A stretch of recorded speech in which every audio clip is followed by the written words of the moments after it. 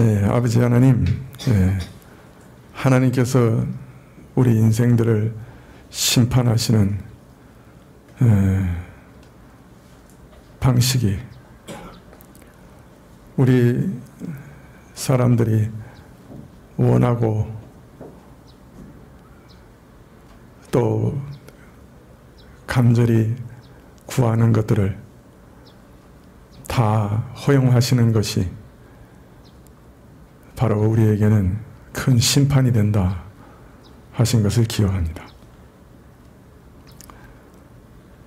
우리 마음의 정욕과 미움과 악한 도모와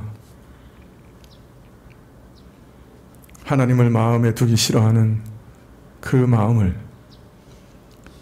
하나님께서 그대로 내버려 두시고 간섭하지 않으시고 제어하지 않으시면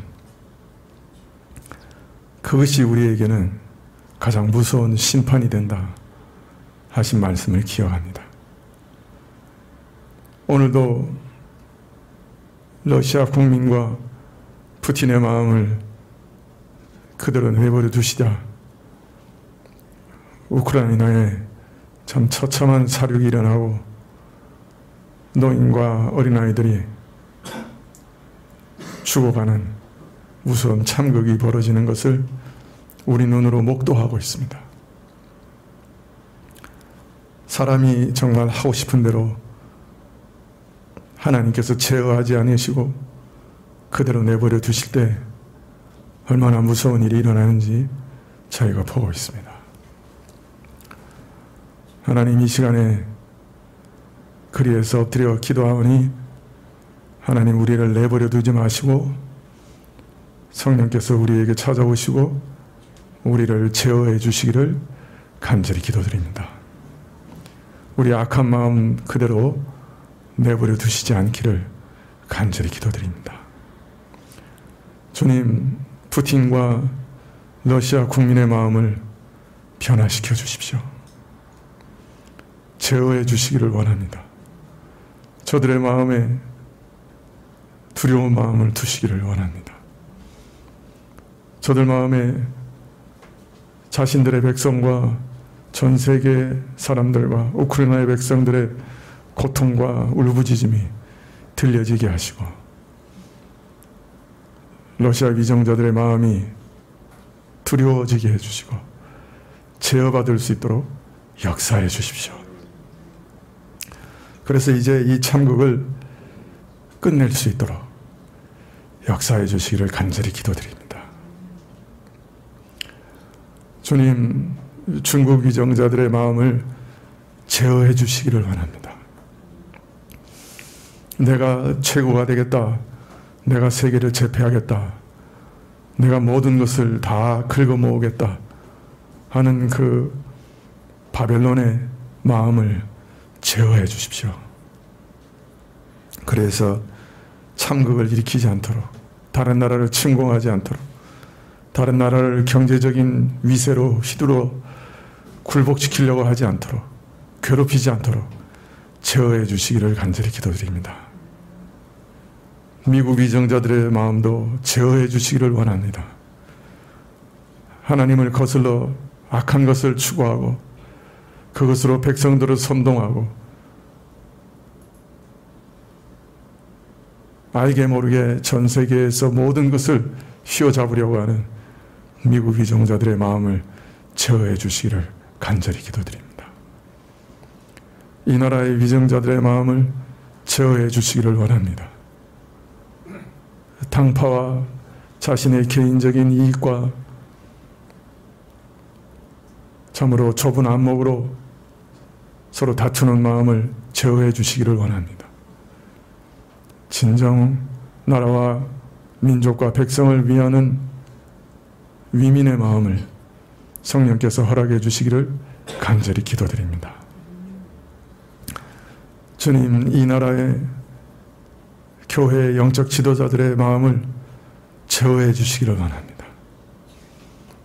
앞뒤를 분간하지 않고 자신의 교회만 배불리고 부흥시키려고 하는 소화적인 어리석음에서 제어해 주시기를 원하고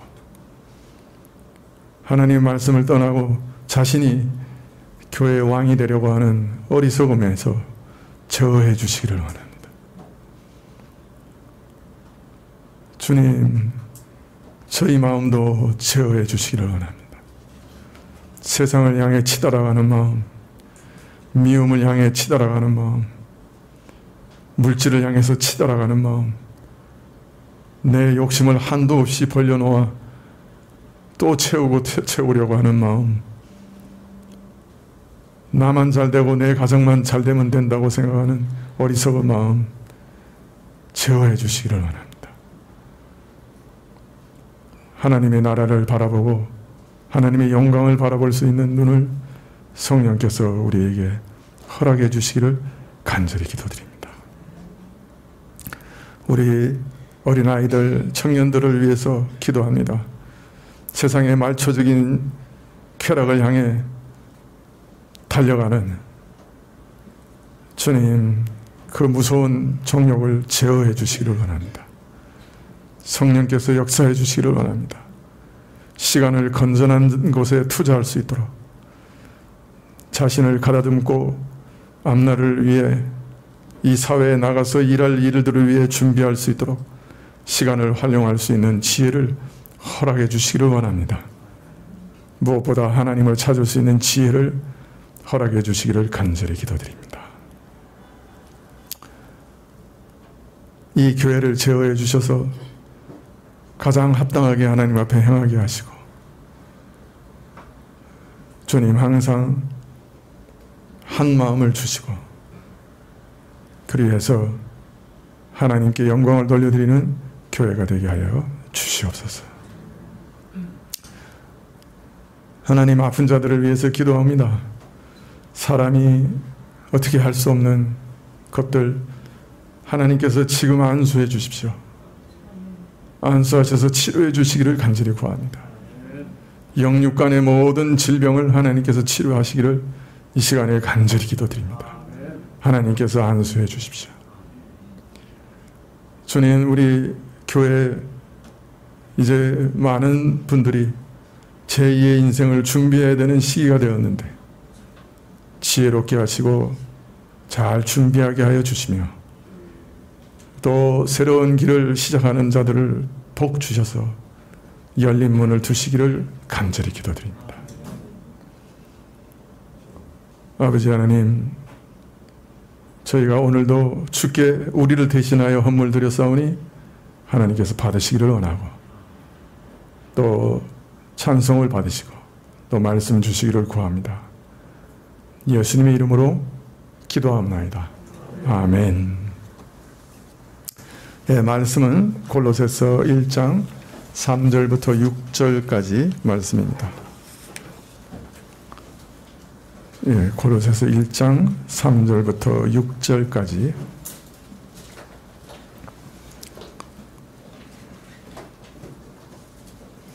신약 324쪽입니다. 골로새서 1장 3절부터 6절까지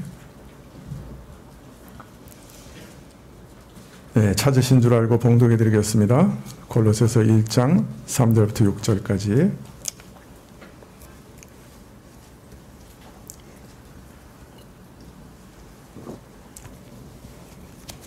우리가 너희를 위하여 기도할 때마다 하나님 곧 우리 주 예수 그리스도의 아버지께 감사하노라. 이는 그리스도 예수 안에 너희의 믿음과 모든 성도에 대한 사랑을 들으며 너희를 위하여 하늘에 쌓아둔 소망을 인함이니 곧 너희가 전에 복음 진리의 말씀을 들은 것이라.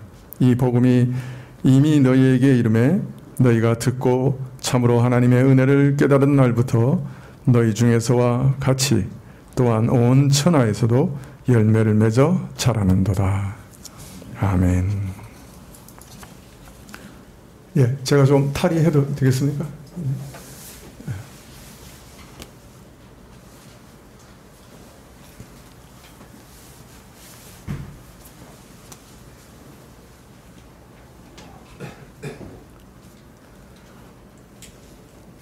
예, 바울은 골로새 교회로 인해 감사하면서 저들에게 주어진 믿음과 사랑과 소망에 대해서 감사한다 하고 말하고 있습니다. 믿음과 사랑과 소망은 영원한 것이기 때문에, 또 이 모든 것이 하나님의 선물이기 때문에 감사하였고, 무엇보다도 이 믿음과 사랑과 소망이 있을 때, 사람의 영혼 안에 있을 때, 그것은 우리 안에서 하나님이 역사하고 계시다고 하는 중요한 표지요, 증거이기 때문에 감사했던 것이죠. 바울이 말씀하시는 이 믿음과 사랑과 소망이 우리에게 있은즉 우리는 우리의 구원을 더더욱 확신할 수 있는 것입니다. 그래서 오늘은 이 믿음과 사랑과 소망의 구체적인 내용이 무엇인가 하는 것에 대해서 좀 더 살펴보려고 합니다. 바울은 골로새 교회로 인해서 감사하면서 먼저 너희 믿음에 대해 들었기 때문에 감사한다 이렇게 말하고 있습니다. 그리고 그 믿음에 대해서 말하기를 그리스도 예수 안에 있는 믿음이다 이렇게 말하고 있습니다. 즉, 이 믿음은 어떤 인간의 전통이나 인간적인 지혜나 인간적인 중보자에게 있지 않고 오직 그리스도 예수 안에 있는 믿음입니다. 따라서 이 믿음은 우선 그리스도 예수께서 주신 계시를 따르는 믿음입니다. 이 계시를 따라 예수님은 하나님이시며 동시에 사람이시다 하는 것을 믿습니다. 이것은 오직 우리가 이미 마태복음에서 배운 것처럼 하나님의 계시로만 우리에게 주어질 수 있는 믿음이죠. 하나님이신 분이 동정녀 마리아를 통해 사람의 몸을 가지고 이 땅에 오신 것을 믿습니다. 또 이 땅에서 고난받으시고 십자가에 달려 모든 죄인들을 위해 단 한 번의 속죄 제사를 드리시고 우리 죄를 영원히 속죄하신 후에 죽으신 후에 부활하시고 승천하시고 지금은 하나님의 우편에 앉아 계신 것을 믿습니다. 자, 그런데 이 믿음이 단순히 지식으로 끝나지 않고 그리스도 예수 안에서의 믿음, 즉 살아있는 믿음으로 역사해야 됩니다. 그래서 이 믿음은 그리스도의 계시를 통해서 우리에게 주신 믿음이고 그렇기 때문에 살아 역사하는 믿음입니다.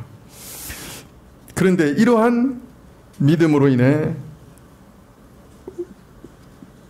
우리 안에 이러한 믿음이 있으면 우리 안에 이 살아있는 믿음은 항상 어떤 역사를 일으킵니다. 모든 것을 변화시킵니다.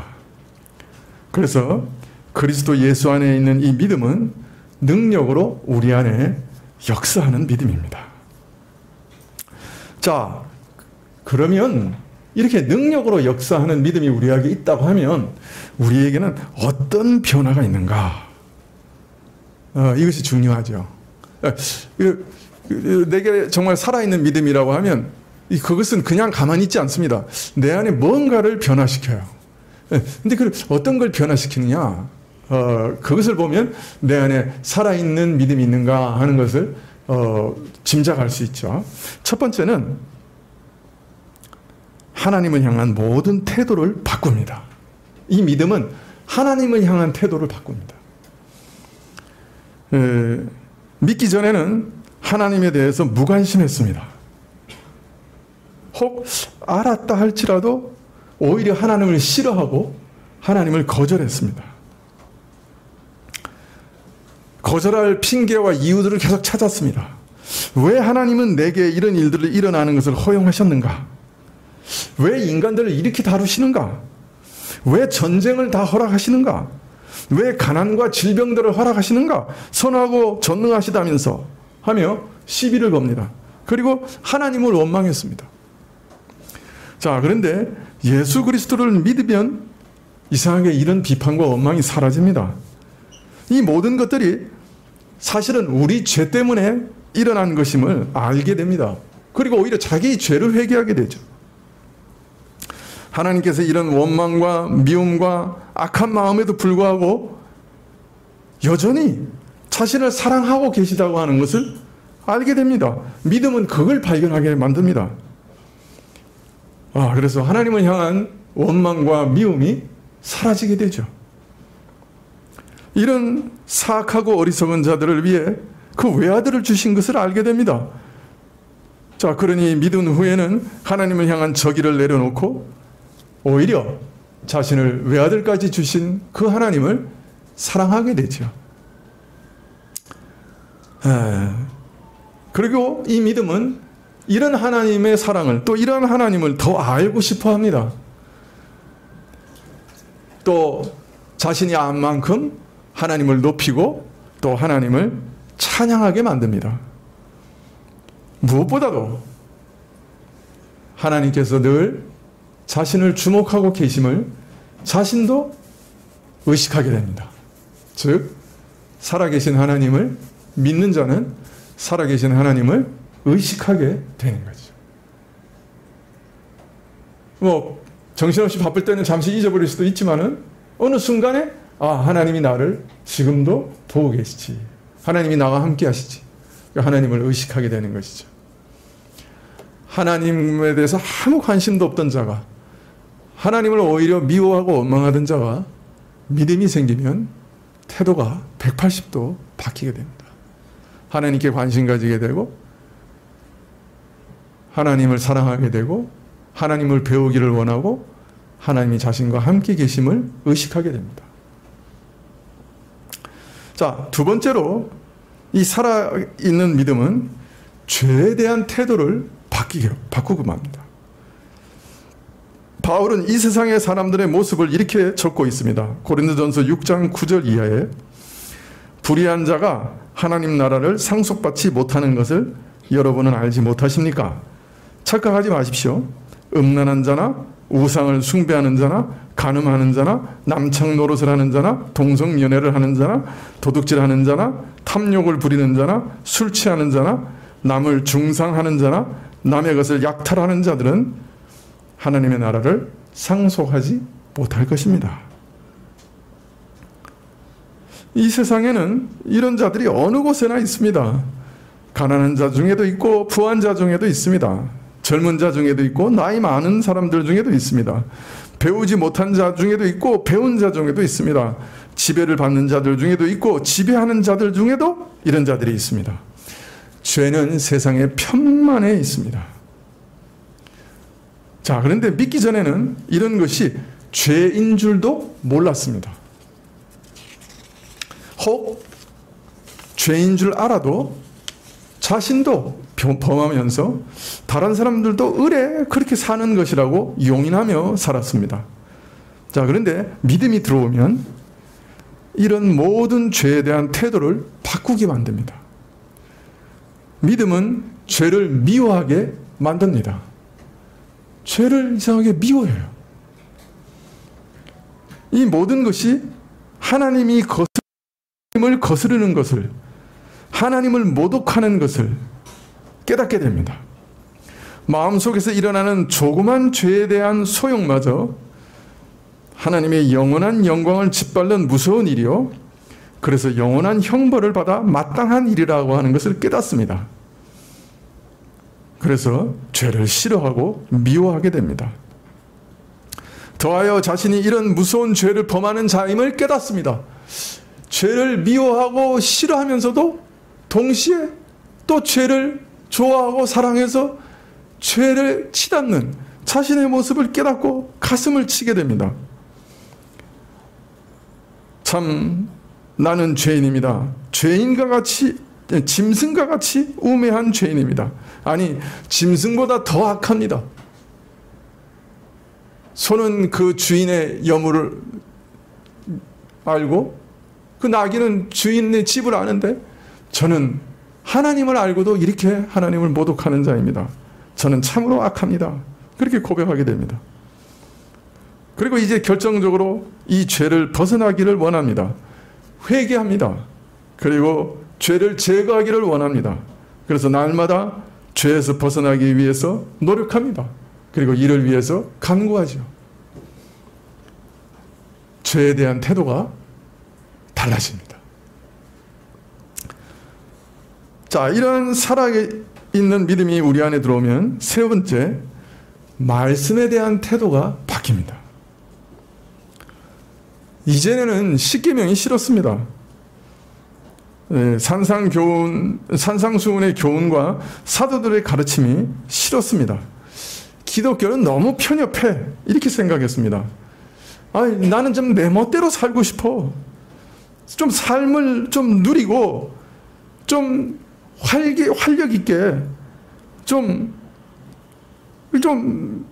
향락을 누리면서 좀 놀면서 내 마음대로 그래 좀 살고 싶어. 나는 무엇에 매이기 싫어. 따라서 율법은 나를 매이는 것 같고 내게 너무 무거운 것 같이 여겨졌습니다. 자, 그런데 이 믿음이 들어온 후에 율법을 사랑하게 됩니다. 좋아하게 됩니다. 예수님과 사도들의 교훈을 사랑하게 됩니다.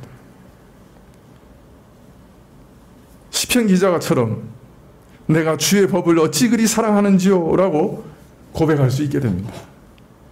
하나님의 말씀이 옳다는 것을 인정하게 됩니다. 하나님의 말씀이 잘못된 것이 아니라 내가 잘못됐다고 인정하게 됩니다. 하나님의 말씀의 권위를 인정하게 됩니다. 하나님의 말씀이 내 인생의 규범인 것을 인정하게 됩니다. 하나님의 말씀이 틀린 것이 아니고 내가 틀렸다고 인정하게 됩니다. 하나님의 말씀의 율법이 내가 누군지를 적나라하게 드러내는 것을 발견하게 됩니다. 그리고 이 말씀이 옳습니다 라고 고백하게 됩니다. 더 이상 이 말씀이 무거운 것이 아닙니다. 나를 죄에서 자유케 해주는 자유의 길인 것을 발견하게 됩니다. 내가 마땅히 순종해야 할 이 길임을 발견하게 됩니다. 그 말씀을 참으로 행하기를 원하게 됩니다. 율법을 따라 하나님을 순종하기를 기뻐하게 됩니다. 비록 날마다 넘어진다 할지라도 마음은 하나님의 율법을 순종하기를 소원하게 됩니다. 살아있는 믿음이 우리에게 들어오면 율법과 말씀에 대한 태도가 달라집니다. 마지막으로 무엇보다 이 믿음은 구원의 방식에 대한 태도를 바꾸게 됩니다. 이전에는 어떻게든 자신이 노력해서 구원을 얻으려고 했습니다.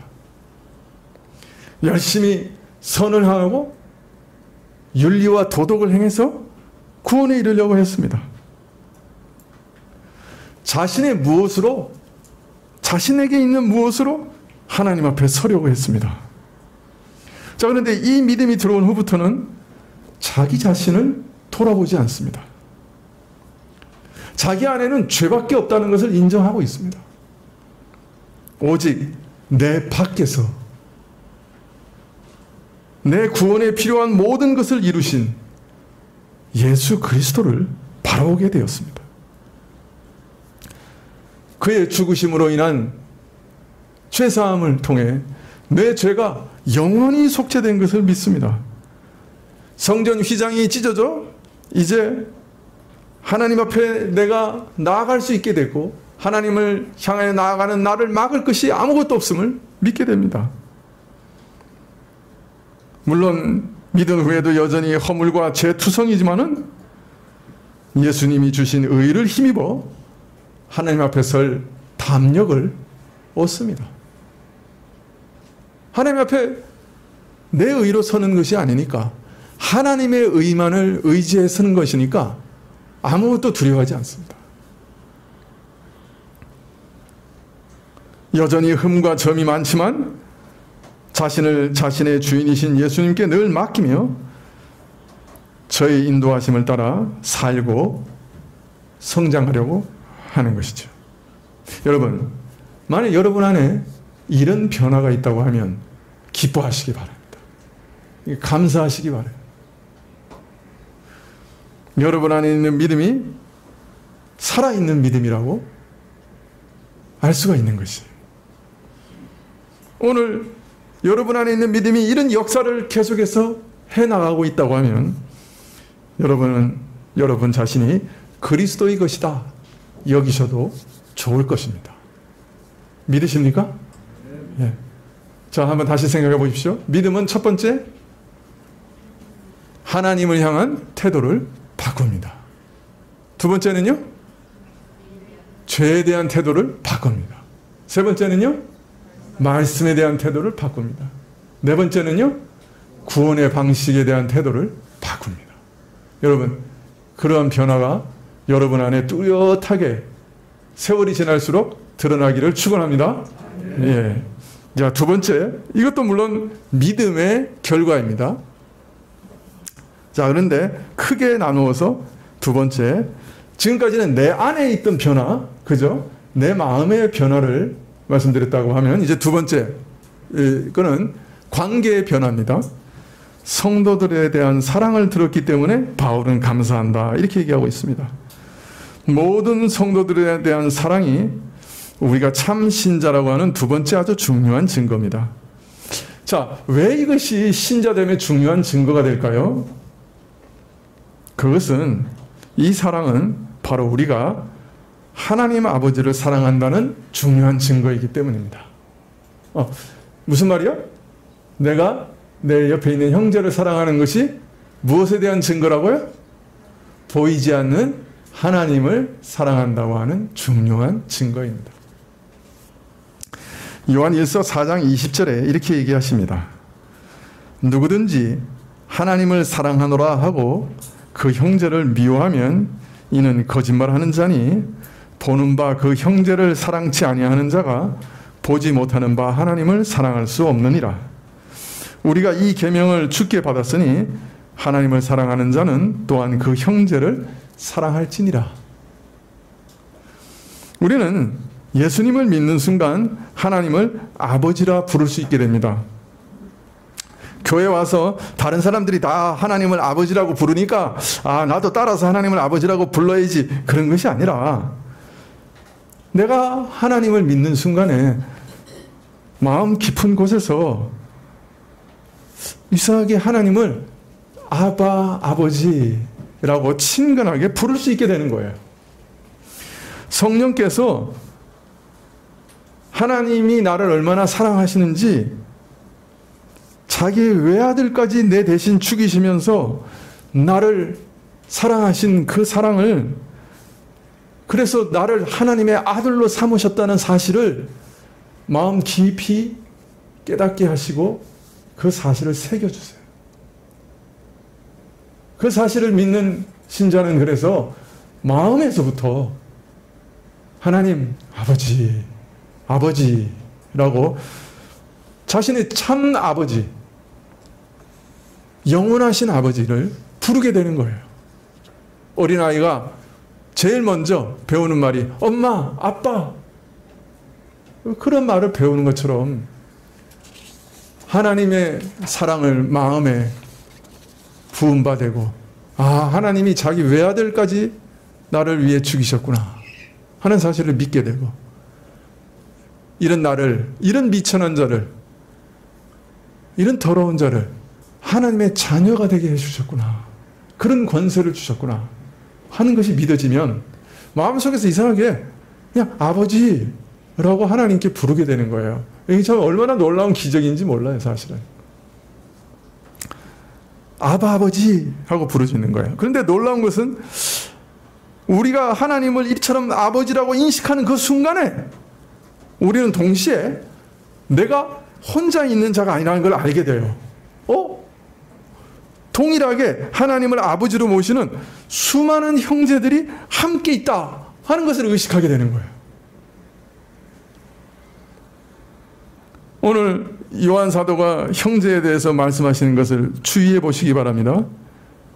너희가 형제를 미워하면, 형제를 사랑하지 않는 자는 그러므로 형제를 사랑할지니, 우리 자신이 하나님의 자녀가 되는 순간 우리는 이처럼 형제를 의식하게 돼요.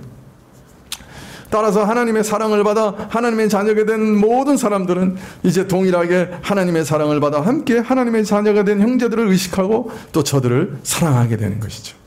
즉 보이지 아니하는 하나님의 사랑을 받는 자는 하나님을 사랑하기 때문에 주변의 형제들도 사랑하게 되는 것이에요. 그래서 사도 요한은 형제를 사랑하지 않는 자가 보지 못하는 바 하나님을 사랑할 수 없다라고 한 거죠. 하나님을 사랑하는 자는 역으로 형제를 사랑할 수밖에 없다. 즉 형제를 사랑하는 것은 내가 보이지 않으신 하나님을 사랑한다고 하는 가장 큰 증거다. 이렇게 말씀하고 계시는 거예요.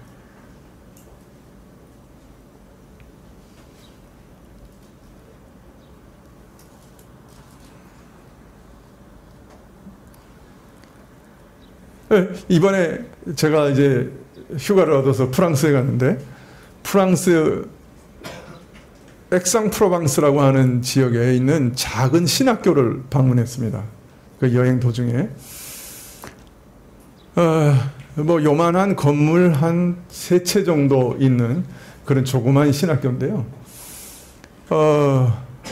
가서 몇 마디 이렇게 해봤는데, 아, 이 사람들이 우리하고 똑같은 신앙을 가지고 있구나 하는 것을 그냥 발견하게 되더라.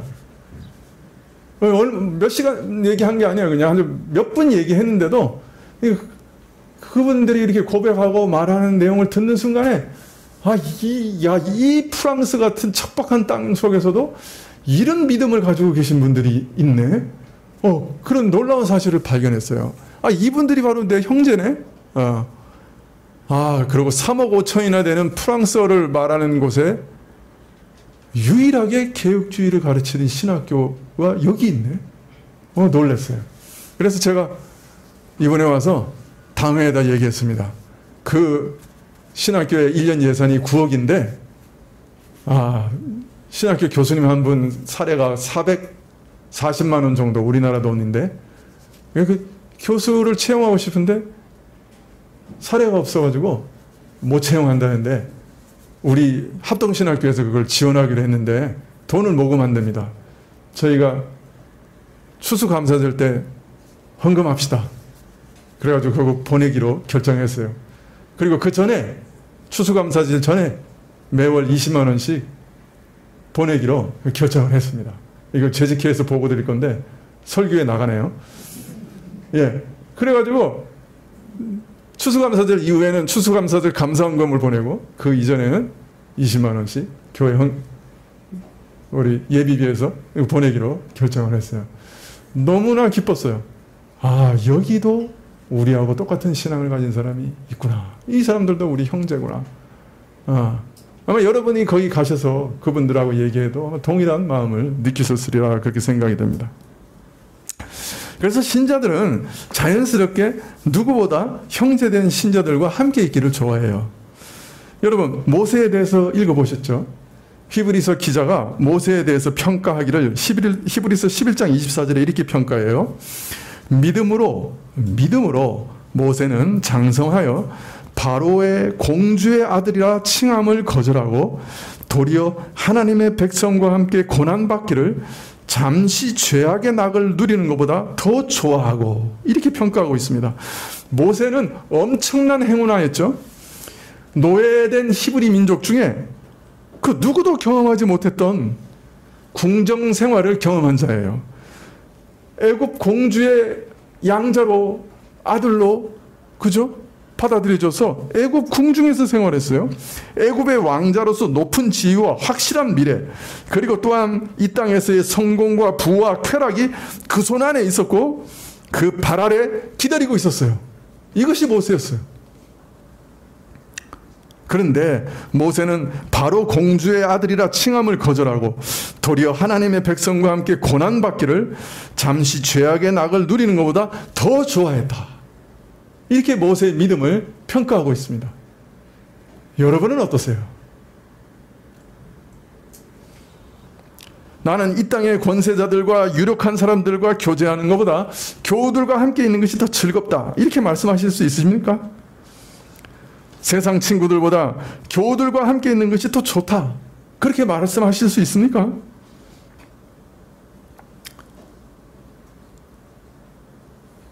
옆에 형제들을 보면서 당신은 나의 사랑하는 형제입니다. 나는 내 마음속에 있는 깊은 얘기도 당신에게 할 수 있습니다. 우리는 영원한 가정 안에 영원히 함께 살아갈 것이기 때문이죠. 이렇게 고백하실 수 있습니까? 나는 그리스도께서 나 같은 죄인을 위해 오래 참으셨고 나같이 흉악한 자를 위해 대신 죽으셨고 나같이 비천한 자를 용서하신 것을 아니 나도 당신이 누구든지 내 모든 것을 당신에게 줄 수 있습니다. 나도 당신을 오래 참을 것이고 용납할 것이고 용서할 겁니다. 당신을 위해 그리스도가 나를 위해 희생한 것처럼 나도 희생하겠습니다. 여러분 그렇게 말씀하실 수 있습니까? 여러분 이렇게 고백하실 수 있다면 여러분은 참 복받은 사람이라고 할 수 있습니다. 형제를 사랑하는 사람은 참으로 복받은 사람입니다. 그것은 여러분이 그리스도의 것이다 라고 하는 가장 중요한 증거 중에 하나이기 때문입니다. 마지막으로 세 번째, 바울의 감사는 고린도 교인들이 가진 천국 소망 때문이라고 말합니다.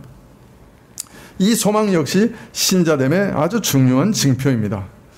자, 그런데 바울은 그냥 소망이라고 하지 않고 너희를 위해 하늘에 쌓아둔 이라고 말을 덧붙이고 있어요. 이 말은 하늘에 쌓아둔, 이것을 반대는 뭐예요? 땅에 쌓아둔 이란 말이 되겠죠. 우리는 이 말, 하늘에 쌓아둔, 땅에 쌓아둔, 이 말 딱 듣는 순간에 무슨 말씀 생각납니까? 어떤 말씀 생각나요? 예수님께서 산상수훈에서 하신 말씀 그냥 생각나죠. 마태복음 6장 19절 이하에 보면 너희를 위하여 보물을 땅에 쌓아두지 말라. 거기는 좀과 동록이 헤하며 도적이 구멍을 뚫고 도둑질하느니라. 오직 너희를 위하여 보물을 하늘에 쌓아두라. 거기에는 좀이나 등록이 헤하지 못하며 도적이 구멍을 뚫지도 못하고 도적질도 못하느니라. 내 보물 있는 그곳에 내 마음도 있느니라. 예수님께서는 보물을 쌓는 비유를 말씀하시면서 보물을 하늘에 쌓아두라 하시고 내 보물이 있는 그곳에 내 마음도 있다고 하셔서 여기서 보물이라고 하는 것은 믿는 자가 추구하는 그 마음을 두는 삶의 목적과 목표를 가리키는 것이다. 마음을 온통 쏟아붓는 것이다 하는 것을 가르치고 계십니다. 보물을 쌓는 것은 인생을 사는 방식, 즉 믿는 자가 가치와 의미를 두고 하나하나 그 삶에서 쌓아가는 삶 자체를 가리키는 비유입니다. 너는 무엇에 너의 삶을 투자하고 있느냐? 무엇을 너의 인생의 가장 중요한 것으로 생각하고 너의 인생을 거기 쏟아붓고 있느냐? 무엇이 너의 인생의 최고의 보물이냐? 자, 그렇기 때문에 이 말씀은 단순히 너희가 헌금을 많이 해라 그런 말씀은 아닐 거예요. 뭐 그런 의미가 아예 없는 건 아니지만 그런 의미, 그런 단편적인 말씀이 아니에요. 무엇이 참으로 가치 있는 인생인가? 가치 있는 인생을 사는 방식은 무엇인가? 우리 삶은 무엇을 목적으로 해야 되는가? 어떤 태도와 자세로 살아가야 하는가? 하는 가장 근본적인 문제를 다루고 있는 것입니다. 여러분에게 있어서 인생의 가장 중요한 보물은 뭡니까? 미안하지만은 많은 여자분들은 자녀들이겠죠. 많은 남자분들은 자신이 하는 일이겠죠. 그러나 그런 것들이 정말 우리가 추구해야 될 만한 진정한 가치가 있는 보물인가?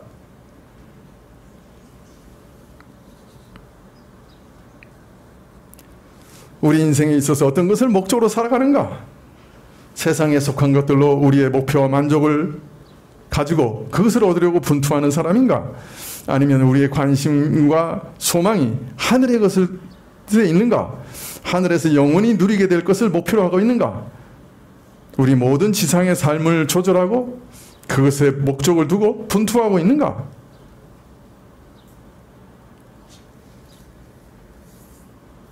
여러분 어떻습니까? 그러므로 땅의 것은 꼭 물질이나 돈만 말씀하시는 건 아니죠. 그것은 남편이나 아내일 수도 있고 자식일 수도 있습니다. 더 나아가서 우리가 가진 재능일 수도 있습니다. 사회적 지위와 명예, 세상의 권세, 쾌락, 물론 물질과 돈, 어떤 경우는 요새는 우리 아파트. 네, 우리나라 사람들 요새는 아파트를 사기 위해서 인생을 사는 것 같이 보일 때가 있습니다. 여하튼 그것이 무엇이든지 간에 이 땅의 것이 여러분의 삶의 목표가 되고 여러분에게 그것이 모든 것이 된다면 그것이 여러분의 보물입니다. 그리고 땅의 보물은 그 내용이 거의 무한하다 할 수 있습니다. 돈을 사랑하는 것뿐만 아니라 명예, 사랑, 지위, 신분, 쾌락, 불법에 대한 사랑, 그리고 그것이 무엇이든지 이 생이나 이 세상에서 끝나버리고 마는 것에 대한 탐욕과 사랑은 여기 다 포함될 것입니다.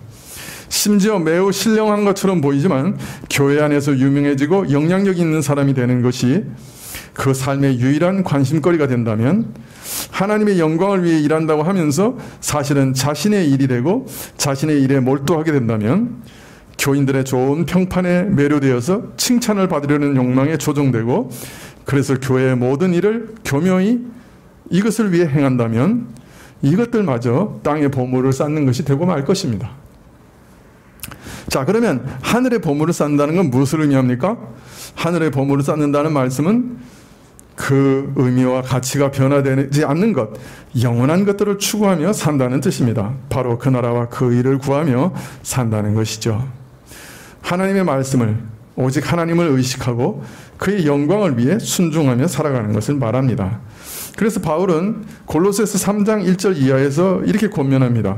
그러므로 너희가 그리스도와 함께 다시 살리심을 받았으면 위의 것을 찾으라. 거기는 그리스도께서 하나님의 우편에 앉아 계시니라. 위의 것을 생각하고 땅의 것을 생각하지 말라. 이는 너희가 죽었고 너희 생명이 그리스도와 함께 하나님 안에 감추었음이니라. 우리 생명이신 그리스도께서 나타내실 그때 너희도 그와 함께 영광 중에 나타나리라. 그러므로 땅에 있는 지체를 죽이라. 곧 음란과 부정과 사욕과 악한 정욕과 탐심이니 탐심은 우상 숭배니라. 이렇게 얘기하셨습니다.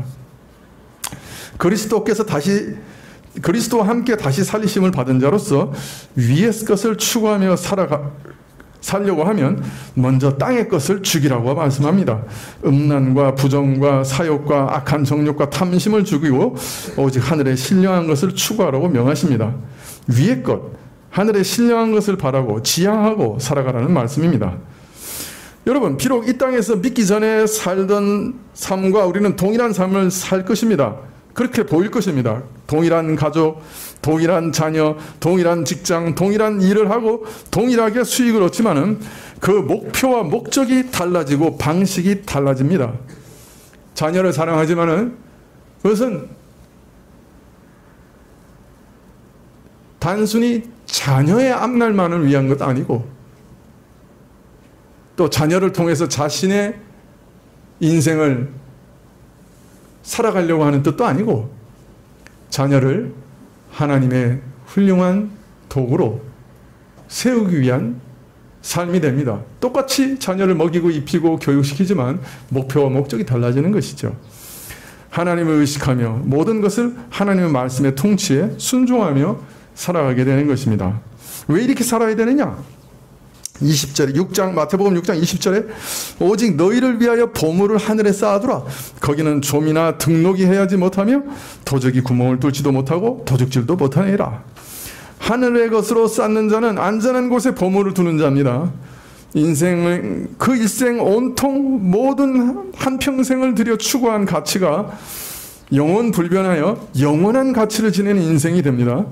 신령한 것을 추구하는 인생의 가치는 영원합니다. 마지막 날 예수님 앞에서 가치를 잃지 않기 때문에 골로새서 3장 4절 말씀처럼 우리 생명이신 그리스도께서 나타나실 그때 너희도 그와 함께 영광 중에 나타날 것이다. 하늘의 것을 추구하는 자는 이런 은혜를 얻습니다. 우리가 사는 인생의 모양은 다양합니다.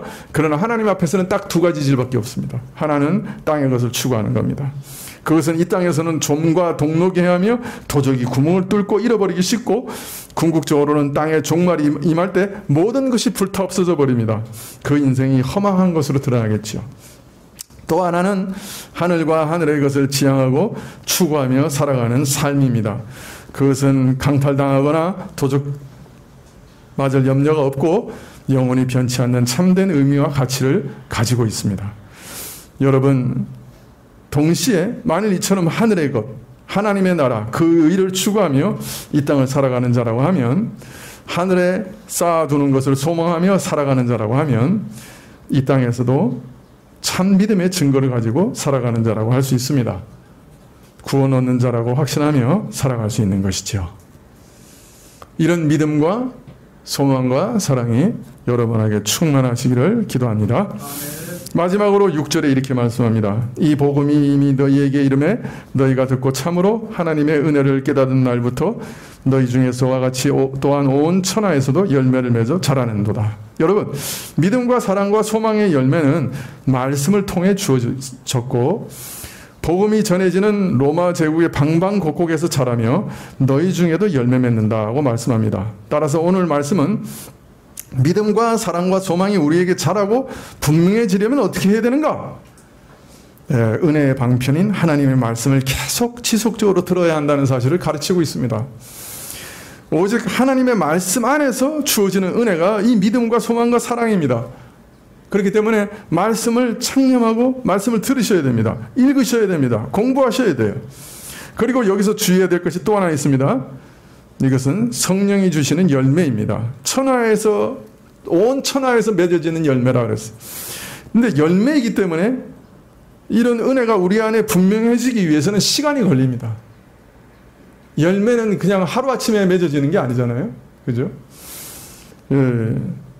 그래서 사모하며 말씀을 들으며 순종하는 가운데 시간이 흘러가면서 이런 믿음, 사랑, 소망이 우리 가운데 더 분명해지고 확실해지고 뚜렷해지는 것이 분명합니다. 자, 그러므로 우리는 인내를 가지고 실망하지 않고 이 은혜를 하나님께 구하며 은혜의 방편인 말씀에 꾸준하게 참여해야 된다 하는 것을 우리는 이 말씀 가운데 알 수 있습니다. 어떻습니까, 여러분? 왜 말씀 가운데 꾸준히 참여해야 됩니까? 사실은 이런 믿음과 소망과 사랑이 우리 안에 뚜렷하게 드러나는 것이 우리 구원을 견고하게 하는 것이기 때문에 그렇습니다. 여러분께서도 말씀 안에 계속 거하시면서 여러분 믿음과 사랑과 소망이라는 열매가 견고해져서 여러분의 구원이 이 땅에서 견고해지시기를 기도합니다. 기도하시겠습니다.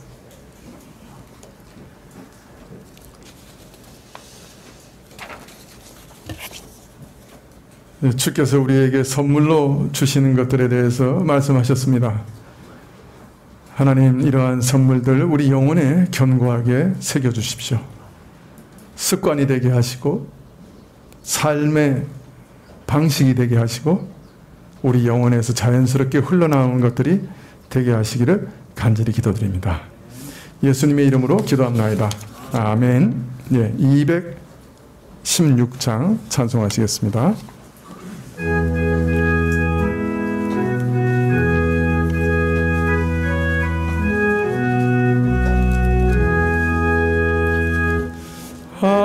아버지여, 나의 마음을 맡아 주관하시고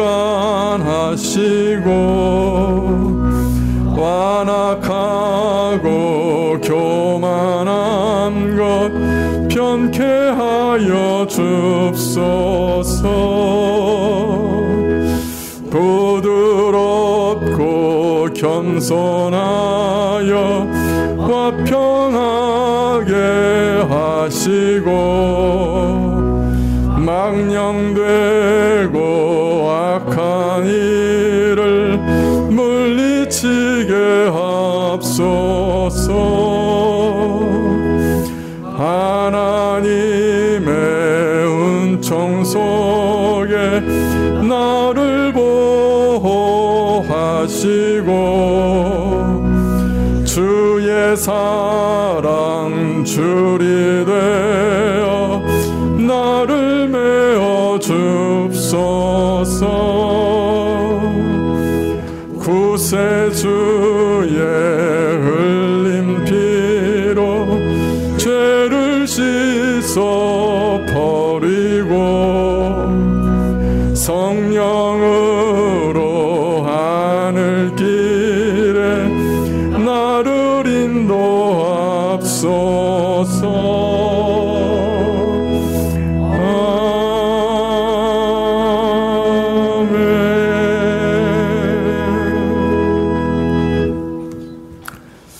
지금은 우리 주 예수 그리스도의 은혜와 하나님 아버지의 그 크신 사랑과 이 은혜와 사랑을 깨닫게 하시고 누리게 하시는 성령님의 교통하시고 역사하심이 믿음과 사랑과 소망으로 충만해지기를 원하여 머리 숙인 주의 백성들 위해 지금부터 영원까지 함께 계실지어다. 아멘.